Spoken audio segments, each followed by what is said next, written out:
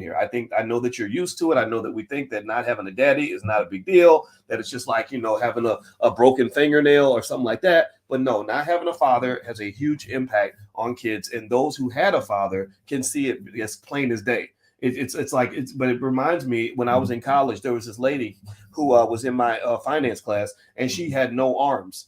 And this lady with no arms would come into class every day. She was amazing. She could write with her feet. She could write with her feet. She could drive with her feet, and she could eat with her feet. And then she had to walk with her feet. And I remember saying, like, how did you do that? How did you learn how to write and walk and drive? Well, walking, that's easy. But how did you learn how to write and drive and take notes with your feet? And she said, well, for me, because I never had any arms as a baby, writing with my feet is as natural to you as writing with your hands. So she didn't realize that she was missing something. She couldn't compare what her life would be like if she actually had arms. So ultimately, my point here is to say that we got to stop believing that not having fathers is okay. It's normal. It's not a big deal. A lot of this is not normal. And so ultimately, when I see what happened here, I instantly knew. I said, okay, there's no adults in the room. This is a scenario where I wouldn't say no adults, scratch that. They're both technically adults. One's 30, one's 27. When you're 51, you realize how dumb you were when you were 27.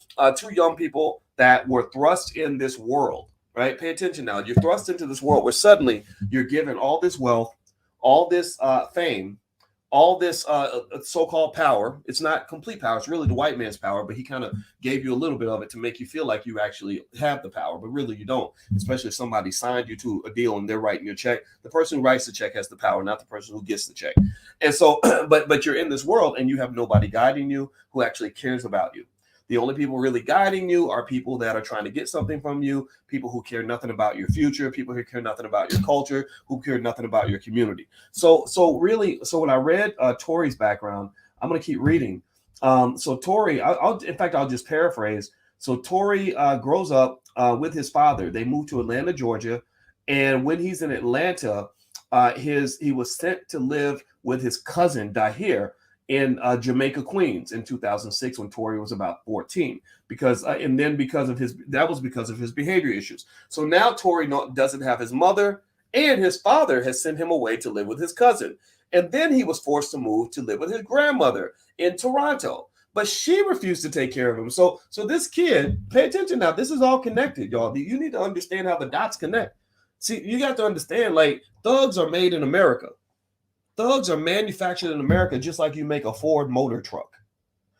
Thugs are manufactured just like you make a Tesla, just like you build a building, just like you make a rag doll for the Barbie Corporation.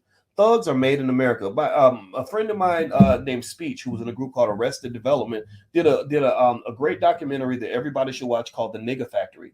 And in this documentary, he explains how we mass produce certain outcomes because we have a system. Y'all don't understand. So a lot of y'all don't understand racism. You don't understand racism is a system that mass produces what it wants to see. Tory ain't nothing real unique about Tory. When I saw Tory with the tattoos on his neck and all the chains on around his throat and everything, I said, okay, I've seen this 1,000 times. There's 1,000 Tories in this country in terms of culture. There's a million of them. That's why that's where his influence comes from. That's what he appeals to. So this is a product. This is produced.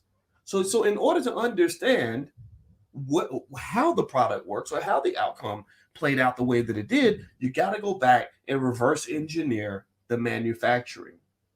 How do we mass produce, or how do we create two people in a scenario where it gets out of control to the point where the man is shooting the woman in the foot? Now, Megan did not pull a gun out on Tory, so Megan is clearly the victim in this situation. In fact, they're both the victims, in my opinion, to a certain extent. Megan more so than Tory, because I would say that the victim is the person who didn't shoot the gun. That's just my personal assessment on this. However, I look at these two people as two young people who didn't seem to have the guidance that they needed that helps them avoid the landmarks and the traps that are set for you when you're young and black in America. There are the culture sets traps everywhere. If you listen carefully, see, y'all got to go listen to some of the music. Y'all need to listen. When I listen to lyrics, I'm listening to say, what influence is being made here? Now, I have a wife who is a full professor of social work and a therapist. And she's also an expert on the subconscious mind. She's an expert on all of the little sneaky ways that music can sneak into your brain and program you like you are a computer. And so what she talks about is that the three things that program the subconscious mind. I said, babe, what are the three biggest things that program the subconscious mind? This is after she'd read the subconscious mind book twice in a row. She does that. My wife reads 22 books a year. If you ever want to be a smarter man, marry a smart black woman. That's what I did, and I'm very proud of her for that. So she said that the three things that impact the subconscious mind are: one, trauma; two, symbolism; and three, repetition. Trauma. There's trauma everywhere. Megan's father dies when she's in high school. She's in a culture that's built on nothing but black trauma, the celebration of black trauma as a form of entertainment for everybody else.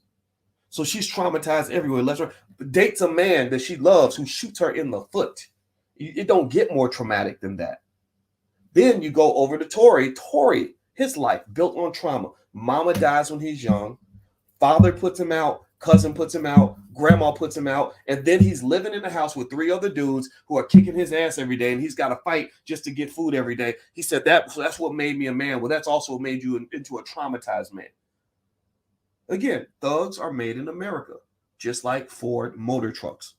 Just like you make an automobile, you also manufacture the thug culture.